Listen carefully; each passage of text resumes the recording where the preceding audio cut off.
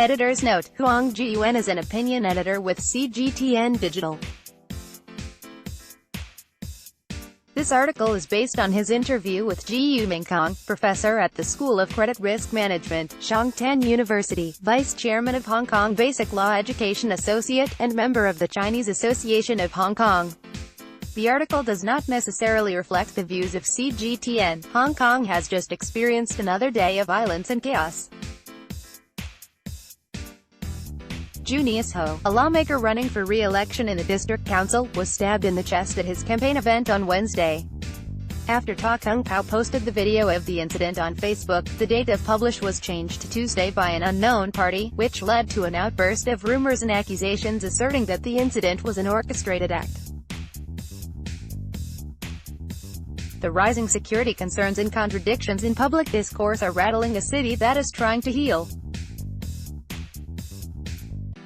Targeting lawmakers as a means to an end for the violent protesters, according to Huang, professor at the School of Credit Risk Management, Chongtan University, vice chairman of Hong Kong Basic Law Education Associate, and member of Chinese Association of Hong Kong. Violent protesters, by deliberately using scare tactics like damaging government properties and ripping off banners, try to create an environment of terror. They hope that, under this kind of environment, candidates who share their views could win in the upcoming district council elections. How could they win? It might be normal to suggest that their terror campaign would drive people to vote for their opposition. Wouldn't people vote for the non-violent side to restore peace to their city? Yes, the violence could turn off some supporters. But Professor Jiu believes this doesn't guarantee there will be more votes for the other side. Lawmaker Junius Ho Huang Jiyuan was stabbed in the chest during a campaign event on Wednesday, November 6, 2019. VCG photo. Lawmaker Junius Ho Huang Jiyuan was stabbed in the chest during a campaign event on Wednesday, November 6, 2019. VCG photo. Unrest has been going on for 5 months. The sheer length of it means the protesters do not lack supporters and backups. They do have a sizable following within the general public, especially the younger generation.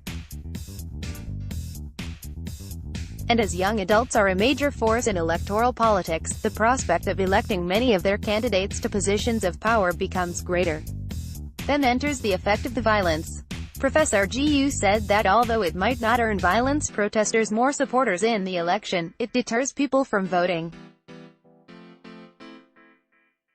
The longer the unrest drags on, the more people would choose to remain neutral by not voting for any party. This increases the chances for candidates aligned with protesters to win. As for the problematic Facebook rumors and accusations, Professor Jiu is not particularly optimistic about the prospect of solving them in the short term. Any sign of interfering in public discourse could instigate more protests.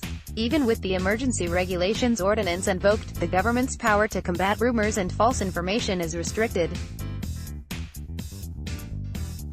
This is exacerbated by reporters and journalists who claim to be objective but in fact try to push their own agenda in the information they give to the public. Professor Jiu said many of the reporters have lost their neutrality in their reporting throughout the 5 months of protests. It is important for the press to ensure public has the right to know is not just an empty slogan. But it is never in their job description to publicize their own political beliefs at official press conferences or on the ground at protest sites. Reporting should be done when the police's right to law enforcement is respected. Law enforcement should not give way to the convenience of reporting. The only way to resolve this is for the government to legislate on such issue, Professor Jiu asserted.